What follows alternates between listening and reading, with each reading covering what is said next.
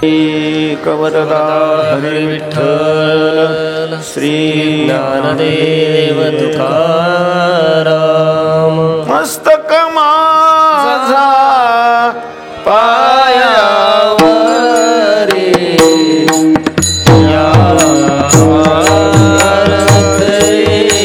संतांच्या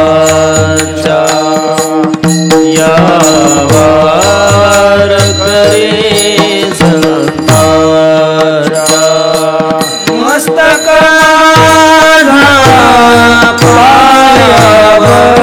पायावरी यावर करे संतांच्या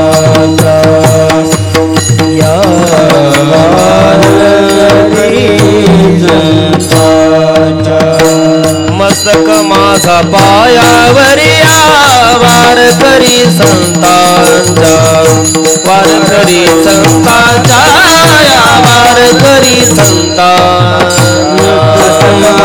पायावरी वार करी संतांचा वार करी संतांचा वार करी संतांचा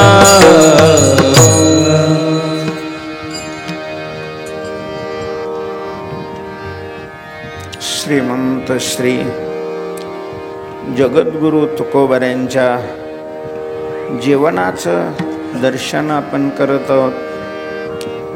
कालच्या कथेमध्ये तुकोबऱ्यांनी ज्या कुलामध्ये जन्म घेतलेला आहे ते कुल, त्या कुलातील पूर्वज, कुल किती पवित्र होतं.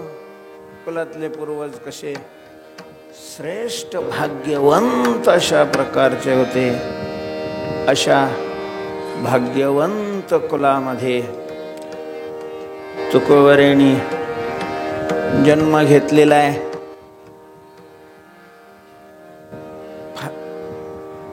माघ शुद्ध पंचमी गुरुवार शके 1530 या दिवशी तुकोबऱ्यांचा जन्म झालेला आहे. तुकोबऱ्यांचं बालपण अतिशय आनंदात गेलेलं आहे. बालपणामध्ये आपण काय केलं हे तुकोबऱ्यांनी कुठं लिहिलं नाही. तुकोबऱ्यांचं चरित्र लिहिणाऱ्या महिपती बाबांनी तुकोबऱ्यांच्या बालपणाचं फारसं वर्णन नाही केलं.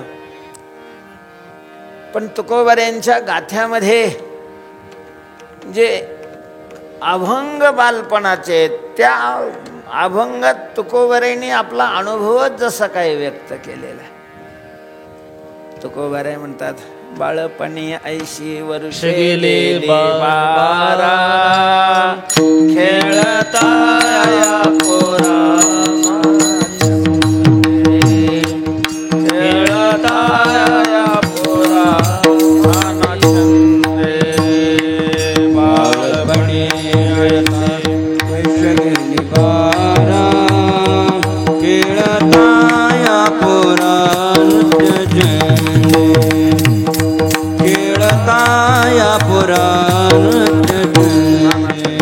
बाळपणी 80 वर्ष गेले 12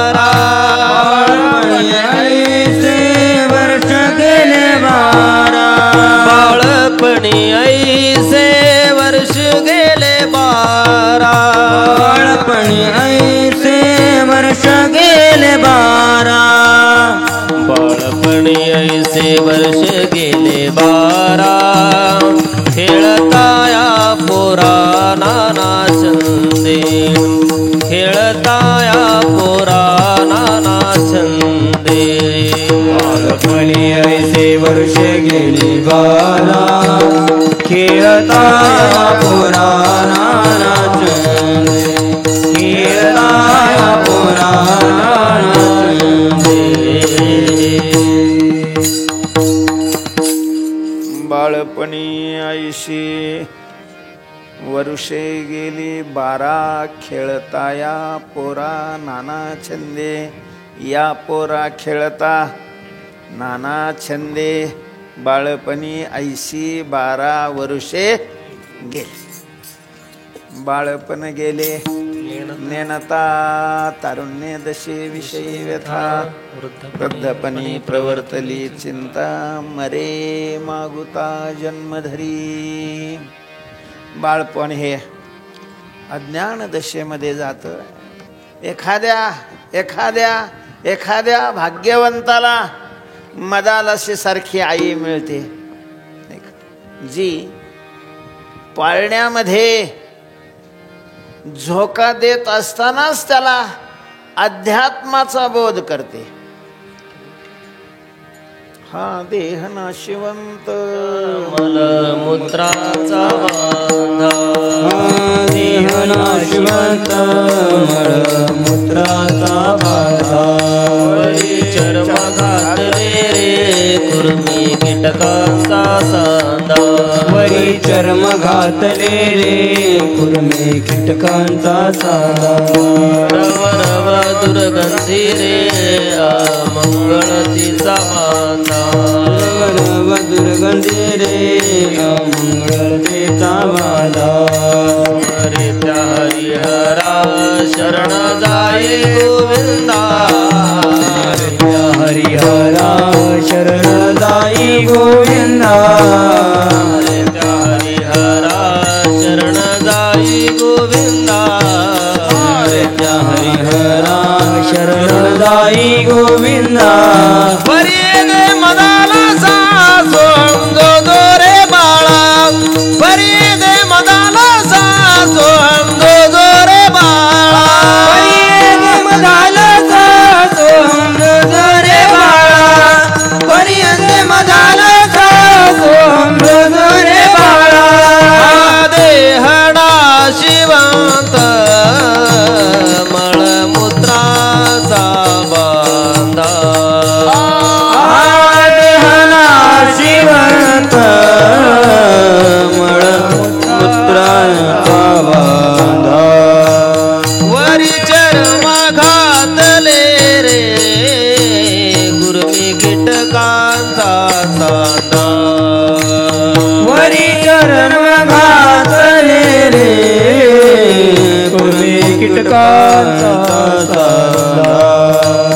रव रव दुर्गंधी रे अमंगळतीचा बांधा, रव रव दुर्गंधी रे अमंगळतेचा बांधा. मरे त्या हरिहरा शरण जाई गोविंदा, मरे त्या हरिहरा शरण जाई गोविंदा. मरे त्या हरिहरा शरण जाई गोविंदा, मरे त्या हरिहरा शरण जाई गोविंदा. हरिये दे मदाल सा सोहम जो रे बाळा, हरिये दे मदाल सा सोहम जो रे बाळा, हरिये दे मदाल सा सोहम जो रे बाळा, हरिये दे मदाल सा सोहम जो रे बाळा. अशा प्रकारे आपल्या बालकाला पाळण्यामध्ये असतानाच विवेक वैराग्याचा उपदेशाचं बाळकडू किती माता पाजतात. महाराज माळकरी असल्या आई तरी त्यांना लगेच पोरं हिमालयात जावे आणि भगवत प्राप्तीची साधना करावी अशी थोडीच इच्छा असते. पोराच्या गळ्यात माळ असावी, पोरांनी पंढरीची वारी करावी आणि भक्कम पैसे कमवावे. महाराज कीर्तनकाराचे आईबाप सुद्धा कीर्तनकार पोराला देव मिळावा अशी अपेक्षा कुठं करतात. दुर्मिळ नाही तरच असं नाही, पण दुर्मिळच अशा प्रकारचे नाही. तुकोबारायांचे आई वडीलही वारकरी होते, भगवंताची पूजा करत होते, भगवंताचं नामस्मरण करत होते, बस एवढे सामान्य अशा प्रकारची भक्ती करत होते. त्यामुळं तुकोबऱ्यांचं बालपणही फार असं काही प्रखर भगवत प्राप्तीच्या साधनेत बाळपण नाही गेलं. म्हणूनच तुकाराम महाराजांचं चरित्र थोडं जास्त आपलंसं वाटतं महाराज. ज्ञानोबाऱ्यांचंही चरित्र आहे, पण ज्ञानोबाऱ्यांचं चरित्र असं आहे उपजताची, हे कुठं आपल्याकडं जुळत. उपजताची ज्ञानी काय पार म्हातारं डंगर मरायला आलेलं असतं तरी ज्ञान होत नाही, उपजताची ज्ञानी कशाचं आलेलं आहे. त्यामुळं ज्ञानोबाऱ्यांचं चरित्र आपल्यापेक्षा खूप उंच उंच उंच अशा प्रकारचं वाटतं. नाथ महाराजांनी बाळपणातच अशा प्रकारचं वैराग्य झालं आणि आजोबा आजींना न विचारताच नाथ महाराजांनी देवगिरी अशा प्रकारची गाठली आणि स्वामींच्या सेवेत राहिली. तुकाराम महाराजांचं वेगळं आहे. तुकाराम महाराजांनी पहिल्या 16-17 वर्षापर्यंत महाराज अगदी संसाराचा अनुभव घेतला. आरती करत असताना निळोबरेंनी म्हटलेलं आहे पहिल्या चरणामध्ये, प्रपंच रचना सर्वही भोगुनी त्यागिले. प्रपंच रचना सर्वही भोगुनी, प्रपंचाचा सगळा अनुभव तुकोबरायने प्रथम घेतला. नाथ महाराजांनी पहिला प्रपंचाचा अनुभव नाही घेतला, परमार्थाचा अनुभव घेतला. आणि मग काय तुका म्हणे मुक्ती परणिली नोवरी, आता दिवसचारी खेळी मेळी. ज्ञानोबारायांचा प्रपंचाचा तर संबंधच अशा प्रकारचा आला नाही. पण तुकाराम महाराज आपल्याला जवळचे वाटतात त्याचं कारण आहे की तुकोबरायांनी पहिल्या अवस्थेमध्ये प्रपंचाचा अनुभव घेतला. तेव्हा पहिली बालपणातली तुकोबरायांची वर्ष पोराबरोबर खेळण्यामध्ये, दंगामस्ती करण्यामध्ये, व्यायाम करण्यामध्ये, खुराक खाण्यामध्ये अशा प्रकारची गेलेले आहेत. शिक्षणही झालेलं आहे. पूर्वी फार शिक्षण घेत नव्हते महाराज. अक्षरज्ञान झालं, अंक ज्ञान झालं, 4-5वी पर्यंत शिंकलं की मग मला आपल्याला कुठं नोकऱ्या करायच्यात. शेती प्रथम क्रमांकाला होती, प्रधान मानली जायची. आता ज्याला शेती नाही, दुसरा काही आधार नाही, अशी माणसं मग नोकरी अशा प्रकारचे करायची. आता उलटणं हे संसाराचं भूषण आहे महाराज. संसार शब्दाचाच अर्थ आहे ज्याच्यामध्ये सतत काय होत असतो, बदल होत असतो. याचं नाव काय आहे, संसार आहे. श्रू धातू आहे आणि श्रू धातूपासून शर शब्द लागलेला आहे, त्याला सम उपसर्ग लागून संसार शब्द तयार झालेला आहे. आणि श्रू धातूचा अर्थ आहे सरकणं. तर ते देशावच्छेदकाने सरकणं नाही, कालावच्छेदकाने सरकणं नाही, तर स्वरूपावच्छेदकाने त्या स्थितीमध्ये पालट होत राहणं, हा संसाराचा आत्मा आहे.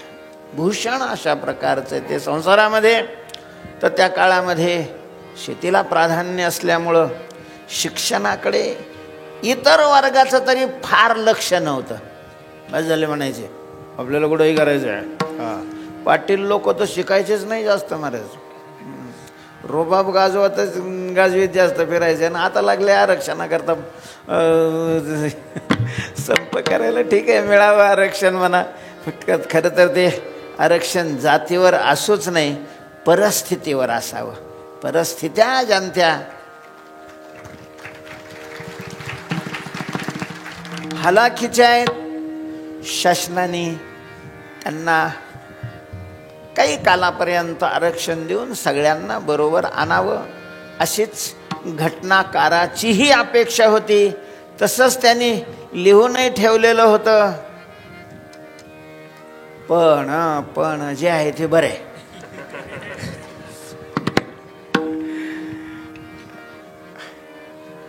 चौथी पाचवी पर्यंत तुकोबारायांचं शिक्षण झालं असेल,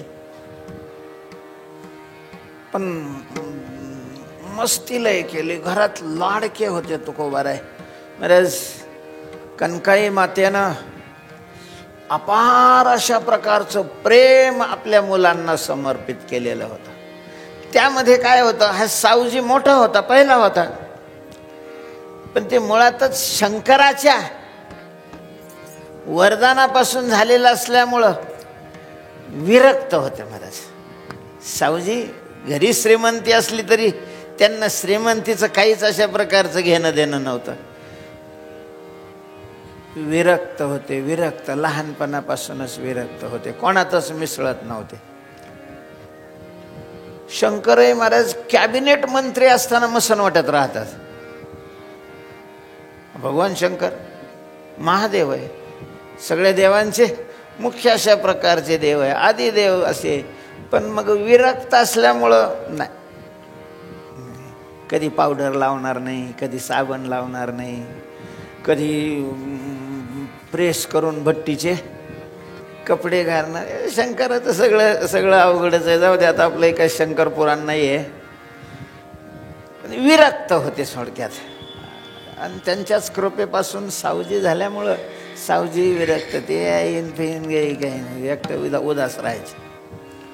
त्यामुळं सर्वस्वी प्रेम स्वीकारायला तुकाराम महाराज होते. आणि मग कान्हैया खूप कनकाई मातेनं प्रेम केलं, खूपच प्रेम केलं. तुकाराम महाराजांनी आईविषयीचे जे अभंग लिहिलेले आहेत ना, फारच सुंदर अशा प्रकारचे लिहिलेत. लेकुराचे हित वाहे माऊलीचे चित्त, ऐशी कळवळ्याची जती करी लाभा विणप्रती. लेकरा लेववी माता अलंकार, संतोषावे फार देखोनिया. किती आईचं वर्णन करणारे खूप अशा प्रकारचे अभंग आहेत. पांडुरंगाला सुद्धा प्राधान्यत्वाने तुकोबारायांनी आई अशा प्रकारचं संबोधलेलं आहे. धाव घाली आई आता पाहते सकाळी, आता पाहते सकाळी, आता पाहते सकाळी. धाव घाली आई आता पाहते सकाळी, आता पाहते सकाळी, आता पाहते सकाळी. धाव घाली आई आता पाहते सकाळी, आता पाहते सकाळी, आता पाहते सकाळी. धाव घाली आई आता पाहते सकाळी, आता पाहते सकाळी, आता पाहते सकाळी. धाव घाली आई पांडुरंगे येईव, पांडुरंगे येईवो येईवो येई. धावनिया विलंब कावाया लाविला विठाबाई विश्वंभरे. तर आई म्हणून संबोधलेले. आईनं तुकोबारायांना खूपच अशा प्रकारचं लाडात वाढवलेलं होतं. बघता बघता बघता बघता सावजी 14 वर्षाचा झालेला आहे. तुकोबाराय 12 वर्षाचे आहेत. कान्होबाराय 10 वर्षाचे आहेत. खूपच उशिरा अपत्य प्राप्त झाल्यामुळं तोपर्यंत यांचंही वय, बोलोबाचं कनकाईचं वय बरंच अशा प्रकारचं वाढलेलं होतं. दोघांना एकच इच्छा होती की आता आपण मुलाची लग्न आपल्या डोळ्यांनी पाहावी. संसारात इच्छा असते पोरांची लग्न व्हावी, लग्न झाल्यावर मग पोराला पोरं व्हावी, मग त्यांच्या पोराला पोरं व्हावी, हे वाढतच राहतं. आणि मग बरंच परिस्थिती चांगली असल्यामुळं मुलं मोठी झालेली आहेत. पूर्वी लवकरच लग्न व्हायची. पाहुण्याची येरझार चालू झालेली आहे आणि बोलोबानी 3 अशा प्रकारच्या मुली पाहिलेल्या आहेत आणि तिघांची लग्न एकाच मांडवामध्ये उरकलेली आहेत. तिघांची लग्न केलेली आहेत. तुकोबाऱ्यांचं लग्न रखुमाबाई नावाच्या मुलीबरोबर झालेले, खूपच प्रेमळ अशा प्रकारची. आणि मग 1 वर्ष झाल्यानंतर सहज बोलोबानी गंध लावत असताना आरसा पाहिला, तर आरशामध्ये त्यांना पत्र वाचायला मिळालं. पत्र आलेलं होतं. हां, कोणाचं? येतं. ज्याने देह दिलेला आहे त्याचं पत्र येतं. कारण हा देह काही कायमचा आपल्याला दिलेला नसतो. आपण देह नसतो आणि देह आपलाही नसतो. सावधान! शरीराला मी मानू नका आणि शरीर आपलंही मानू नका. आपण शरीरात आहे. शरीर आपल्याला मुदतीवर वापरण्याकरता दिलेलं आहे. आणि मग ते पत्र आलं. ते पत्र म्हणजे काय? जरा कर्णमुळी सांगो आली गोष्टी, जरा कर्णमुळी सांगो आली गोष्टी, जरा कर्णमुळी सांगो आली गोष्टी, जरा कर्णमुळी सांगो आली गोष्टी, जरा कर्णमुळी सांगो आली गोष्टी, जरा कर्णमुळी सांगो आली गोष्टी, जरा कर्णमुळी सांगो आली गोष्टी, जरा कर्णमुळी सांगो आली गोष्टी. मृत्यूची भेटी जवळी आली, मृत्यूची भेटी जवळी आली, आता माझ्या मना होई सावध, आता माझ्या मना होई सावध. मृत्यूची भेटी जवळी आली, मृत्यूची भेटी जवळी आली, आता माझ्या मना होई सावध, आता माझ्या मना होई सावध. जरा कर्णमुळी सांगो आली गोष्टी, मृत्यूची भेटी जवळी आली, मृत्यूची भेटी जवळी आली, जरा कर्णमुळी सांगो आली गोष्टी, मृत्यूची भेटी जवळी आली, मृत्यूची भेटी जवळी आली. जरा कर्णमुळी सांगो आली गोष्टी. कानाच्या जवळ जरेनं हळूच सांगायला सुरुवात केलेली. अर्थात केस पांढरे झालेले त्यांना दिसले आणि केस पांढरे झाल्याबरोबर बोलोबा सावधान झालेले आहेत. बस नीती सांगते, 5 वर्षांनी लालेत, 10 वर्षांनी ताडेत, प्राप्ते तू 16 वर्षे, पुत्रवद मित्रमाचरेत. 5 वर्ष लहान मुलाचा लाड करावा, 6व्या वर्षीपासून त्याला शाळेत पाठवावं, 10 वर्ष विद्याध्ययन करत असताना त्याला चांगल्या प्रकारची शिक्षा द्यावी. आणि मग एकदा 16व्या 17व्या वर्षाला पोरगं लागलं, आपला चप्पल की पुत्रवत मित्रमाचरेत, मित्रवत पुत्रमाचरेत, मित्राप्रमाणे त्याच्याशी संबंध ठेवावा. आणि महाराज 100 वर्ष मानले तर वर्षाचे 4 विभाग केलेले आहेत.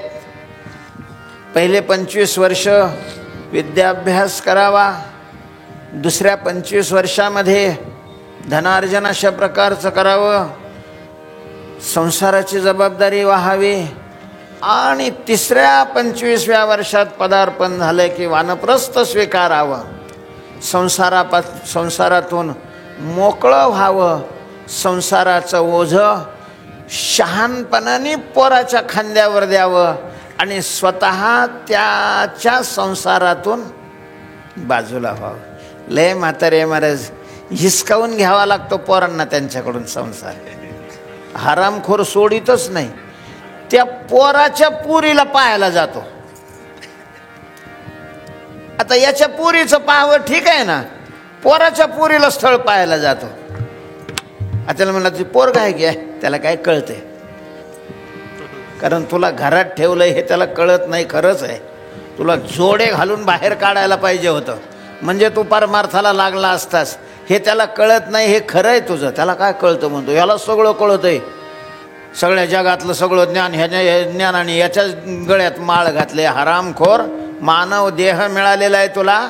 मानव देह दुःखाचा मुळासह नाश करण्याकरताय, आणि तो दुःखाचा मुळासह नाश भगवत प्राप्तीने होतोय. याची तुला अक्कल नाही. 60 वर्ष झाले अजून गेल्या, आणि पोराला काय कळतं म्हणतो. तुला काय कळतं रे? अवगती नवीन लग्न झालं ते बाबाच्या पाया पडायला. काय पाया पडा, काय अर्थ आहे जीवनामध्ये त्याच्या? हरामखोरानं कधी स्वतःच्या कल्याणाकरता एक तास महाराज चिंतन केलं नाही, नुसतं संसार केलेला आहे. पुढचे करोडो जन्म दुःखाचे भोगण्याची सगळी सिदोरी जमवून ठेवलेली आहे, आणि याच्या पाया पडा खेटराने हाणा भडव्याला. काय पाया पडतं त्याच्या? महाराज 51 वर्ष लागलं की शहाणपणानं त्या खरेदी खतावर कसं लिहिते, नशा पाणी न करता अक्कल हुशारीनं शहाणपणानं संसाराची जबाबदारी पोरांच्या ताब्यात द्यावी, आणि किमान उर्वरित आयुष्य तरी भक्तीमध्ये घालवावं, भगवत चिंतनामध्ये घालवावं. तसं तर जन्मल्यापासून कारण हा देहच मुळात संसार करण्याकरता मानव देह भगवंतांनी निर्माणच केलेला नाही महाराज. म्हणून संसार करण्यामध्ये कितीकही मानवाला अडचणी आहेत. तुम्ही पहा बरं, परमार्थ करायला काही अडचण आहे का? अगदी लहान जन्मल्या देवाचं नाव घ्यायला सुरुवात केली, कायद्याने गुन्हा होईल, लोक नावं ठेवतील. नामदेवराव जन्मल्या विठ्ठल विठ्ठल म्हणत होते. जन्मल्या परमार्थ, जन्मल्या लग्न करायचं ठरवलं, नाही जमणार ना. आता तर कायद्याने अडचणी अशा प्रकारच्या येतात. म्हातारपणात लग्न करायचं म्हटलं नाही जमलं, लोक हसतील, काही याला काही म्हातार चळ लागलाय, हा याचा हरामखोर आता लग्न करायचं म्हणतोय, नाही जमणार. पण मग म्हाताऱ्यानं देवाचं चिंतन आहे, आता मी फक्त देवाचं चिंतनच करणार बुवा, काहीच करणार नाही म्हणून जर माळ घेतली आणि एका खोलीत बसला, विठ्ठल विठ्ठल विठ्ठल कर, पूजा करतील घरातले हे आणि बाहेरचे. कारण हा देह भगवत प्राप्ती करताय. म्हणून आयुष्याच्या साधने सच्चिदानंद पदवी घेणे. पांढरा केस दिसलेला आहे आणि बोलोभांना जाणवलेलं आहे की आपण आता वृद्ध झालो, संपलंय आपली संसार करण्याची जबाबदारी. मुलंही मोठी झालेली आहेत. सावजीला बोलवून घेतलेलं आहे आणि सांगितलं, सावजी अरे तू मोठा आहेस, दुकान आहे आपल्याकडं, तेव्हा दुकानात बस, माल कुठून आणायचा, कसा आणायचा, त्याचं वजन कसं करायचं, हे सगळं तुला शिकवतो मी. आता ही जबाबदारी घे तू तुझ्या खांद्यावर. तुला हाताखाली तुझे 2 भाऊ आहेत, पुष्कळ दिवस मी केलं, आता मला हे करण्याची इच्छा नाही राहिली, थकलो आहे मी, म्हातारा झालो. सावजी मुळातच काय होते, विरक्त होते. आता बरेच बापाने जमवलं म्हणून त्यांनी लग्न केलं, त्याला लग्न करायची इच्छा नव्हती. ते म्हणे बाबा हे मला नाही जमायचं हो, आपल्याला नाही जमायचं. तू म्हणून कर जमायचं नाही म्हणजे मला तीर्थयात्रा करायची इच्छा आहे. मला असं वाटतं की जवळ हे सकळ सिद्ध आहे, हात चालावया पाय, तव तू आपुले स्वहित साहे. म्हातारं झाल्यावर तीर्थयात्रेला निघते आरामखोर. म्हातारं झाल्यावर कायला तीर्थयात्रा? आता घरी बसून सगळे विठ्ठलाचं नाम घे, इथंच तुझं तीर्थ आहे. चालता येत नाही, चढता येत नाही, ऐकू येत नाही, व्यवस्थित दिसत नाही, आणि आता तीर्थयात्रा. आता काय तीर्थयात्रा करतो रे? जोपर्यंत हातात पायात शक्ती असते तोपर्यंत महाराज तीर्थयात्रा करावी.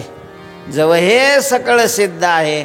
आणि तीर्थयात्रा ही गाडीत बसून नाही, तीर्थयात्रा खरी मुळात पायी अशा प्रकारची तीर्थयात्रा करावी, पायी तीर्थयात्रा करावी, नाही का?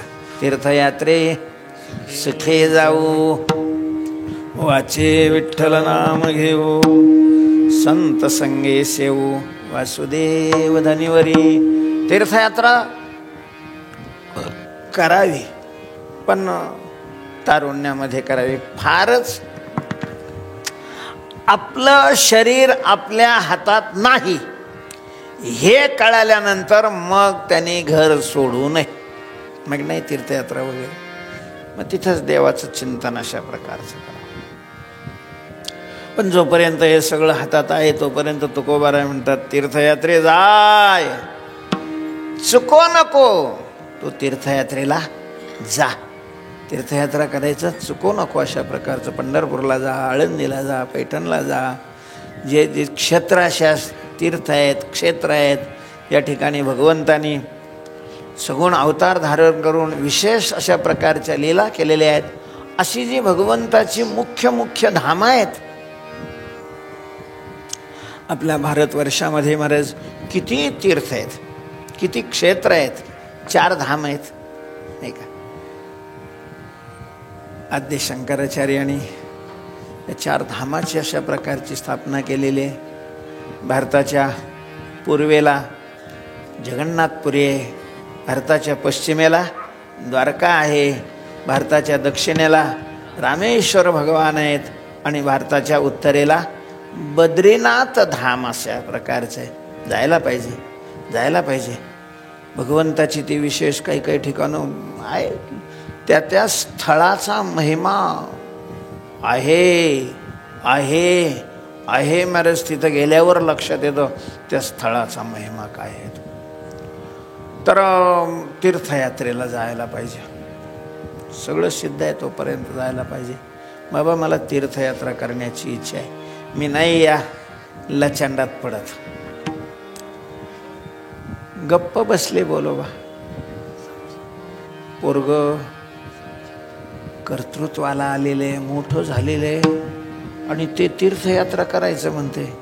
मी म्हातारा झालो तरी अजून कुठल्या तीर्थाला गेलो नाही, हे याचं अजून सुरुवात बी झाली नाही तोवर काय करायचं म्हणते? तीर्थयात्रा करायचं म्हणते. काहीच बोलले नाही, शांत झाले.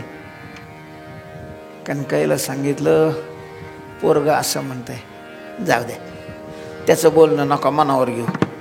तो पहिल्यापासून असाच काय आहे, विरक्त आहे, तो कशातच मिसळत नाही. मला तर वाटतंय भगवान शंकराच्या कृपेनं तो झाला असल्यामुळं भगवान शंकरासारखाच तो काय आहे, उदास अशा प्रकारचा आहे. तुम्ही तुकारामाला म्हणा, तुकारामाला म्हणा. 2-3 दिवस झाल्यानंतर तुकोबारायांना बोलवून घेतलं. तो का? अरे मी म्हातारा झालो, आता ही सगळी जबाबदारी तुम्ही तुमच्या खांद्यावर घ्यायला पाहिजे. हो घेईन की बाबा, काय करायला पाहिजे? अरे आता तो दुकानात बसायला पाहिजे.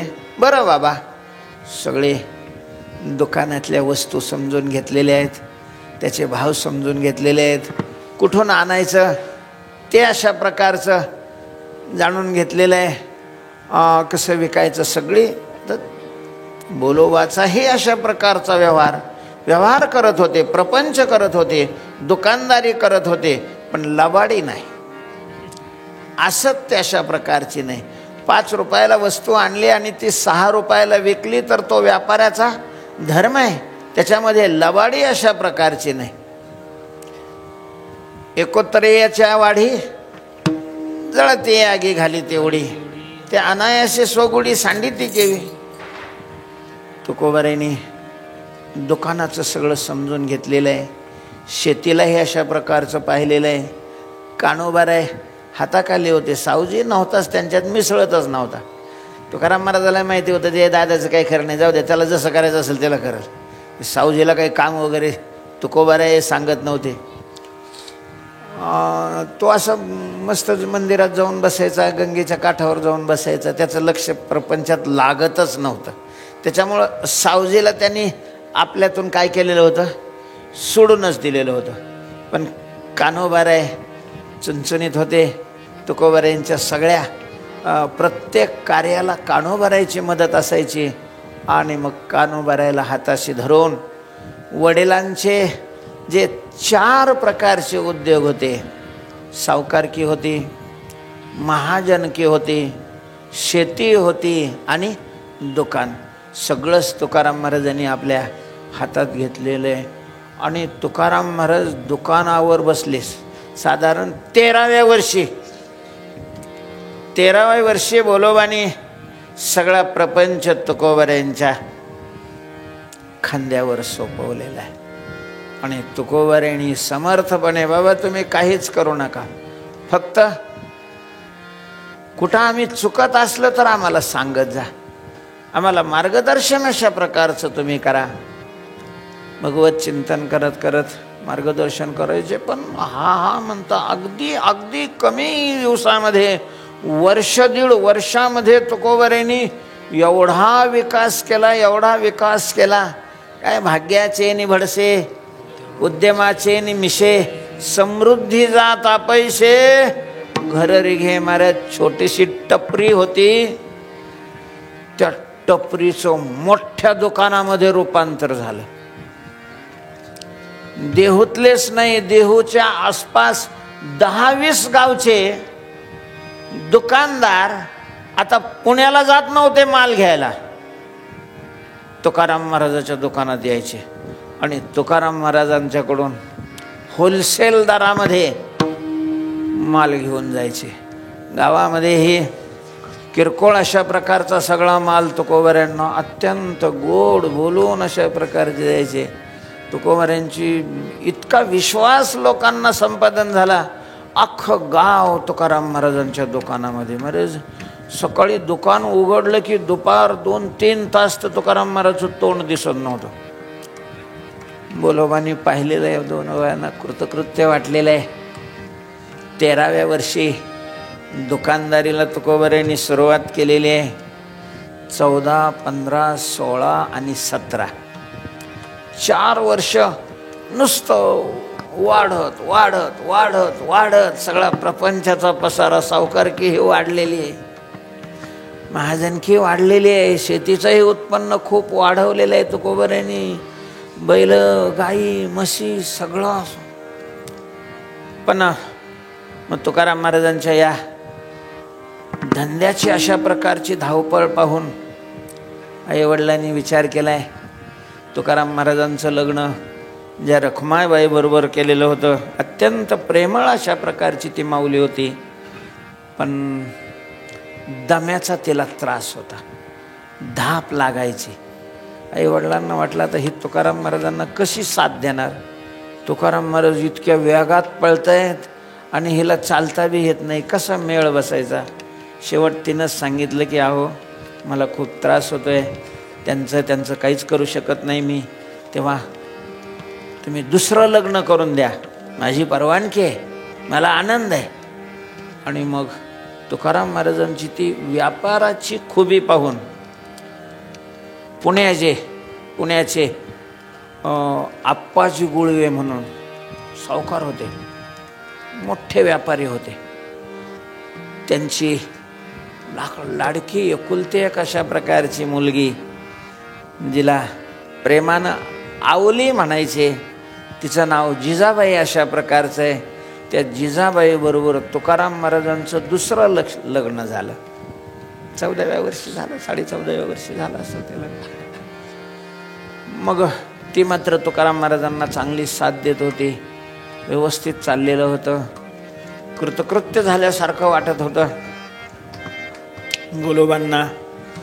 आणि मग त्यांचं वय संपलेलं आहे आणि तुकोबारायांच्या 17व्या वर्षी म्हणजे 30ला जन्म होता, तर 47 शके 1547 या सालामध्ये महाराज एकाच वर्षात 1-2 महिन्याच्या आगमाग दोघांनीही देह ठेवलेला आहे.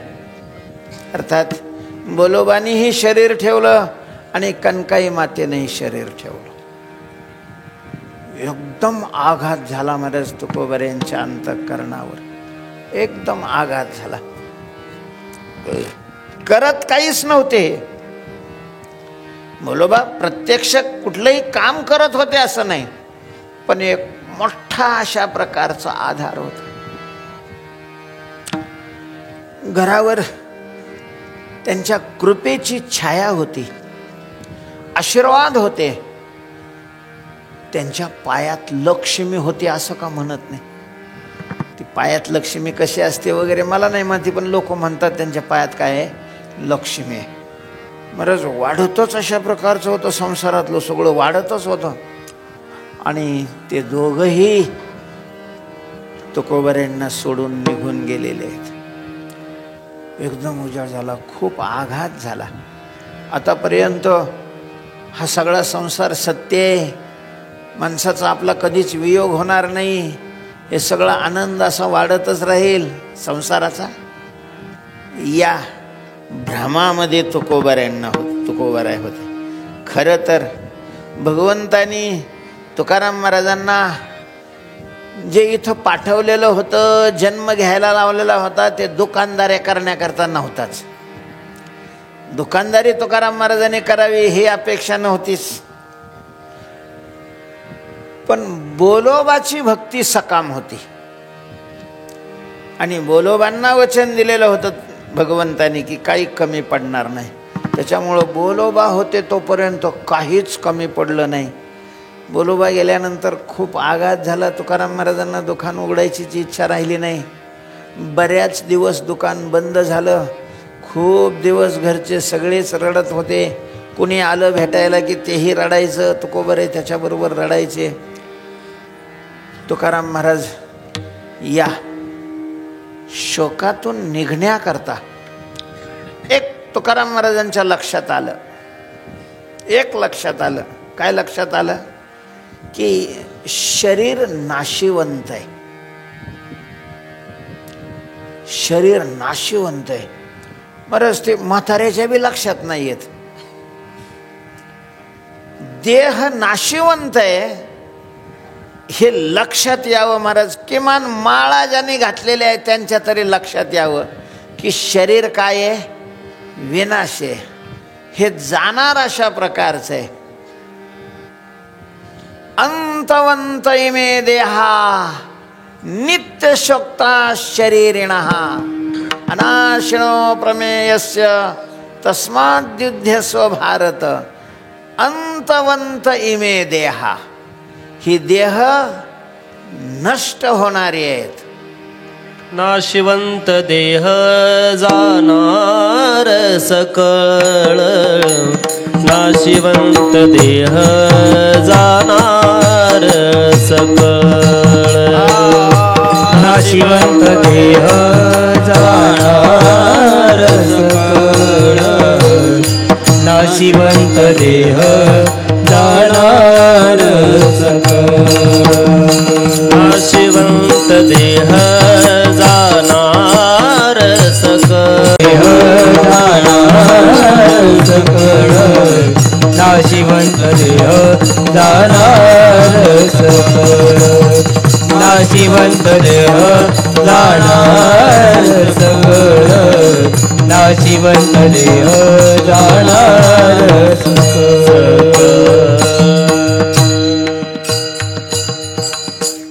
नाशिवंत देह. सावधान मंडळी,